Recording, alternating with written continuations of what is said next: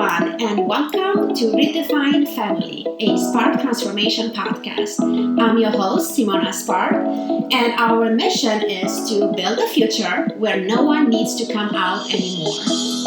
Together, we can create a world where everyone has the right to love, to succeed, to have a family, and to live a full, happy life.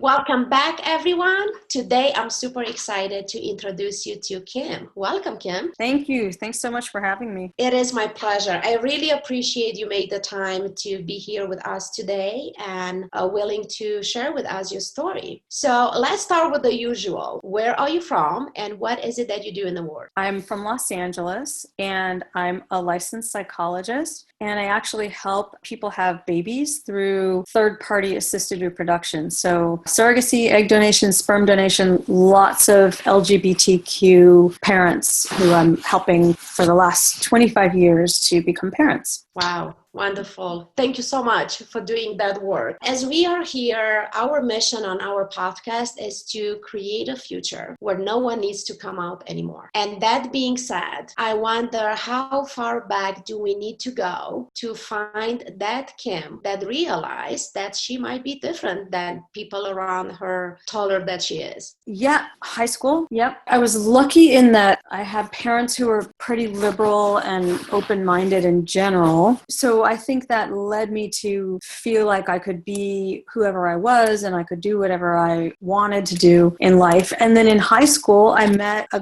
girl who I had a crush on, and I didn't really know what that meant, but I knew what it felt like. And she actually had two moms. She had lesbian moms. So we were friends, and I kind of got introduced to the lesbian community through her because her moms were in the lesbian community. This was in the late 70s. And so it was a really cool time to be this little young lesbian kind of looking up to these older women. They weren't really old. They were actually quite not old, but they were old compared to me because I was 16. Yeah. So the time when we are teens and we look at 30 years old like being old. Exactly. And now that we are in 40 and 50, it's like, oh, I'm in the middle of my life. Yeah. And it's pretty funny because I still know quite a few of those women, and they're literally like 10 years older than me. So it's just very funny because, they were just real adults and I was 16. So, that was sort of when I came out, and I was just always a bit different in that I was always pretty much an individual. So I didn't really come out with a big splash. I kind of just went, well, this is me. And I kind of gravitated toward this interesting group of students at school, the theater kids. So a lot of gay boys. And I wasn't a theater kid at all, but I kind of inserted myself there and did like the gopher jobs for the theater so that I could be around those kids. I knew that we had a lot in common, even though I couldn't really name it at the time. Yeah, so you find your tribe, right? Yeah. So first of all, I'm really happy that you get to meet this girl in high school and have immediate role models, because especially from that time, we have a lot of guests here that they did not have role models, right? Yeah, for sure. And that make it difficult. So I'm just curious, how was the experience of coming out to your own family? So to my parents, it was kind of unremarkable. I mean, I don't actually remember coming out to them, which means that it wasn't traumatic. I do remember my mom telling me that she had a lesbian roommate in college, and that's literally kind of all I remember. So, my parents have been pretty accepting. I'm sure they were shocked, not shocked, but, I'm sure they went through what every parent goes through a little bit of like, will she be happy and will she be accepted and all of that. My extended family, I have a very supportive extended family in general. They were concerned and confused and all of those things, but they were ultimately accepting. I do have one branch of my family that's very fundamentalist religious, and they were very unaccepting and remain that way today. They let me know they were praying for me and stuff like that. They were just one branch, and actually they've served through these decades as a reminder that there's a struggle, and for some people that's all they have. So actually, I haven't minded because they're not the people I depend on. And so it's actually been a good wake-up call to have their reaction all these years. Oh, I love that. That's powerful. I love that. The respect of there is people that accept you and there is people that don't accept you regardless. But we get to be compassionate and understanding that this is their beliefs, this is what they're standing, and it has nothing to do with me. I still get to be me, and I'm going to gravitate to the people that actually accept me for who I am. Yeah, and I think having their constant kind of judgment and opinion, but as a minor backup voice to the rest of my family, has made me, and not that I wouldn't know this anyway, but I think I would know it cognitively, but because of them, I know it emotionally, that there are people in this world, and that's their whole family. The way that this branch, that these cousins treat me and my wife and my kids and how they talk to me and how they act around us, there are people who that's their whole family. It's all they have. That's all they have. And, it's a good reminder because I don't want to be spoiled by my privilege in that I have this lovely supportive family. I want to be cognizant of other people's experience and remember it because it activates me to be in action when there's injustice, which there definitely is. But I live in a bubble in LA. And again, like most of my family is very supportive. And if I didn't have this one branch, I don't think I would forget, but I wouldn't feel it so deeply for other people. Yes, very powerful. Again, it's evidence, and we talk about this a lot on our podcast, of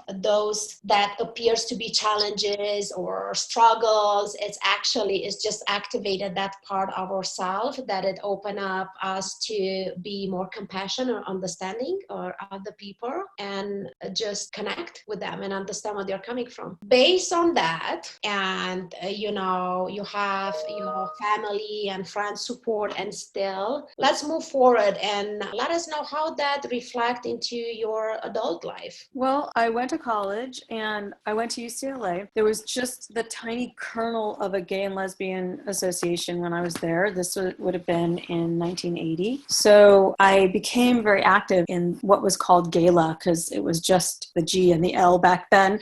Everybody was there, but we didn't have them represented. So, I became very active in Gala and revitalizing it. And I definitely became very much an activist, and my gay identity was really prominent part of who I was and that primary part of my social group. And I was really, really, really lucky in that I met my wife in college. So we met when we were sophomores at UCLA, and we were friends for about a year, and then we had a relationship. We've been together ever since. So I'm really, really lucky, and it's definitely not the norm. And, I know that we've been together. We just celebrated our 36th anniversary. So wow, congratulations. So we kind of grew up together. We met when we were 19. We've been together since we were 20. That's been very lucky and different. I do see a lot of people, this generation of LGBTQ people, who are sort of expecting to be on the traditional trajectory where they meet young and marry and then have kids. We were sort of the outliers at the time doing it that way, being together since we were 20. We have a lot of friends from college who've been together since they were 20 or 21, but they were all heterosexual, and we were really the only lesbian couple that we knew at the time that are still together now that have, had a life together. Wonderful. Congratulations. And thank you for speaking to that. It's such a beautiful reminder of, it seems like it doesn't matter, LGBTQ or not. Back then, we see those couples still together, which is not the norm now. And I don't know how much is because it's an LGBTQ marriage or not. It's just we evolve differently. Like it's easier to divorce. It's easier to jump from marriage to marriage. I don't know if easier is the word, but you see what I'm talking about? Like the grandparents are still together. The parents are still together. And now the young generation, it's not necessarily the case. Do you see a distinction because it's LGBTQ couple or not? You mean in terms of the longevity of the relationship? Yes. Well, I think that heterosexual heterosexual couples, in my experience, sometimes they stay together longer, but it's because they have kids and they stay together because they feel like they should, and because their lives become really intertwined, and because, if they met when they were 20 or 21, they might have gotten married and they've been married, so their finances and their whole legal life is intertwined for 20 or 30 years. So it's a lot to unravel, and that sometimes motivates them. This is anecdotal. This is just based on like people I know in my life, that it's harder for them to unravel all of that. Whereas I think for LGBTQ couples, again, from my generation, not the current generation, but they didn't have marriage when they were 20 or 21. I mean, my wife and I have only legally been married for, out of 36 years, 6 years, because we couldn't be married before that. So even though our lives are quite intertwined, if we had decided somewhere in those first 30 years to separate, there was no legal separation. There was just a separation. It's easier. I mean, that's partly why we wanted marriage, So I think that for people in my generation, one of the things that shouldn't motivate people to stay together, but does, is the kids and the legal construct and the financial construct and all of those things that make it so complicated to separate. I don't think those things should make people stay together, but I just think that they do. And so when LGBTQ couples from my generation didn't have any of those constructs, it took away all those barriers to separate. And the pressure. And the pressure and all of that. Yeah. So I think that, that's partly why we wanted marriage, because I don't mean just my wife and I, but like, LGBTQ people. We want the good and the bad that comes with that codification of our relationship. So I do think that with marriage, people now who have access to it at the right time in their relationship, meaning like my wife and I would have gotten married probably in our 20s. We actually did get married. We've been married 3 times, but the only one that's legal is the one from 6 years ago. We were married in our temple with the rabbi in front of our friends, but it wasn't a legal marriage. There's no legal intertwining. And we were married in Canada 10 years later because we could be. And again, it wasn't recognized in the US. So had we decided to separate, there really wasn't going to be any complicated things. So I think now, if younger people are following the same trajectory as heterosexual couples and not having the barrier and being able to marry early at the time when they want to, I think they're going to stay together the same as anybody. I think that anyone who wants to be in a long-term monogamous relationship is going to be, whether we're gay or straight. And it's just that having the legal codification provides not only a structure that definitely feels a legitimizing structure for the relationship, but also is a barrier to just deciding you're going to split up. It does cause you, for better or for worse, to put a little more effort into, okay, let's make this work. We said till death do us part, or we said in sickness and health, or whatever it is that you said. And I know that for my wife and I, when we were married the 3rd time, we were married on our 30th anniversary. We had a big anniversary party with all of our friends. We did not tell them that we were getting married. We surprised them with a legal marriage in front of them. And in spite of having been together at that point for 30 years, in spite of having 2 kids at that point, in spite of having had 2 fake weddings, they weren't fake, but they weren't, legal. In spite of all of that, hearing those words in front of our friends and family with an actual officiant marriage license from the state of California, it made a significant difference for us. And that's in spite of 30-year history of being together. It was real. It was meaningful. It meant something. It was definitely like a demarcation, like we are married. Like it's the real deal. Yeah, so beautiful and so inspiring. We've been together 30 years, so we know that this is it. And the other weddings were lovely. And, I'm not saying they didn't count for something. I'm just saying we're a really good study in what legal marriage actually meant, because we had 2 not legal marriages and 30 years together. And the difference that the legal marriage made was significant for us. So inspiring. And this is coming from someone that I'm on my 3rd marriage, not with the same person like you. Right. Yeah, I agree. It's inspiring. My wife and I and our kids all participated in trying to legalize marriage for everybody and have marriage equality be legally sanctioned, because we knew it was going to mean something to us and we weren't wrong. So powerful and so beautiful. How was it for your children to participate with you? Well, they were right alongside us. I mean, so they were at the wedding in Canada. They were little girls, but they were there. They're very political in that they grew up with two moms. They understood that there was people in the world who didn't accept us. They knew for their entire childhoods there was a branch of family whose names they knew, but they hadn't met because they weren't accepting of them having two moms. So, they both are very big advocates of social justice and equality and, all of those political fights. So they both phone banked for reversing Proposition 8. They both phone banked for doing away with the Defense of Marriage Act. So they were quite in the thick of it and quite victorious. They knew, obviously, that we were getting married. They were the only two people, aside from the officiant, who knew that we were having a legal wedding. They helped us plan it. How old they were? 6 years ago. So they were at the time 14 and 17. So, I mean, it was definitely a big deal to them. And they knew growing up that their parents were not legally married and couldn't be, and that it was something that was withheld from them and from us and meaningful to all of us. And they knew that, when we traveled, we had to have a big file full of extra papers that made sure that people understood we were both their parents and we were allowed to take them out of the country. And, we had durable power of attorney. We had each adopted the other because that's what we had to do. We did a second parent adoption. We each had one of them. So, they knew all of that growing up, and they knew that the lack of legal marriage was the barrier to them just being a normal family with two normal married parents. So they were quite in it and very excited when it changed. So beautiful. And I would love to have you back to let us more into your journey of creating your family and how was it for you and your wife to have your children, if you would like to talk about that. Yeah, I'd love to talk about that. Wonderful. Thank you so much. I'm really looking forward to it. So for today, Kim, as we come to a closing, what will be your advice to, let's say, a young couple who might be consider marriage and yet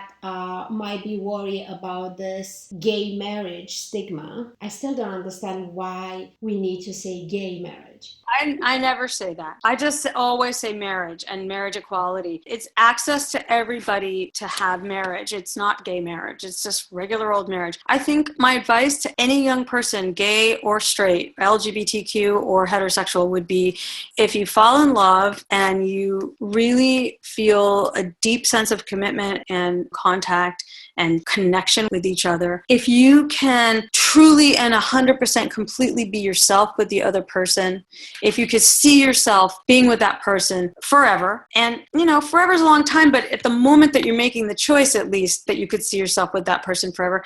And if you can't see yourself without that person, then marriage is the right option. And it's not something you need to jump into quickly. I think you can be with someone for a little while, then be engaged, and then get married. And I think it takes different time for different people. But I think it doesn't matter if you're gay or straight. If marriage is the right step for your relationship, then you'll take it. Yes. What a beautiful advice. Thank you so much. I really appreciate it, and I cannot wait to have you back and learn more about how is it to be in the world creating a family with another person of the same sex and bring two babies into the world. My absolute pleasure. I look forward to sharing that story. Wonderful. Can't wait.